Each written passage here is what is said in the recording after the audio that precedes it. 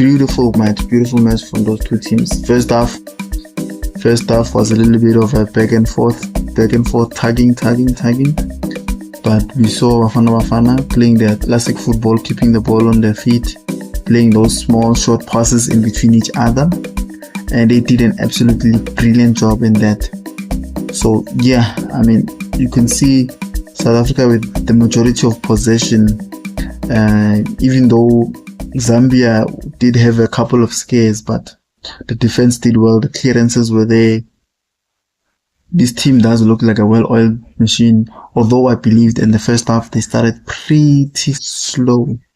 They were not as quick as I wanted them to be, especially when it comes to the final third, where they delayed the ball for too long to get it either into the box, or where they used to recycle the ball around the same area for a long time. I'm like, okay, after now you've turned, when they used to turn a player and you'll find them in those areas, now they pass back the ball, like, hey, why don't you play a forward pass? You already broke the line of defense, the first or the second line of defense.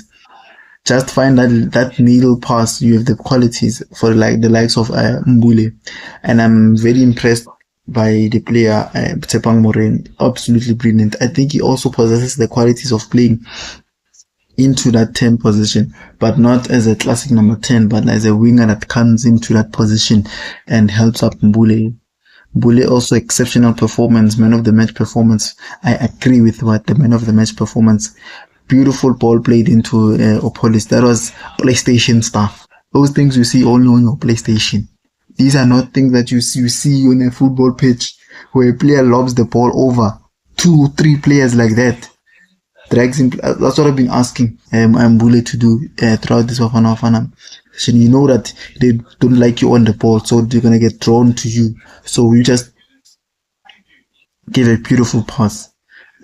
Absolutely brilliant from Bafana. Although it's a friendly, it sends a message to Angola, Zimbabwe, Egypt, that this Bafana team is not to be messed with, and all the other countries in AFCON. So, ladies and gentlemen, looking forward to AFCON, and yeah, pretty brilliant performance from these boys, Bafana. I mean, they did very well. They did very well. AFCON is right around the corner. We did wish we had more friendlies, but unfortunately that couldn't happen because of Orlando Pirates playing in the Carling Cup in the next coming days. And also not to forget the efforts of Zambia. Banda, that player is going to be a problem in AFCON if they can nurture that boy. I mean, he's an Adimela Lookman light. If you look at the way he looks, and also their number 10. I forgot his name, the number 10 for Zambia. Absolutely brilliant. He was the person causing problems on that left-hand side.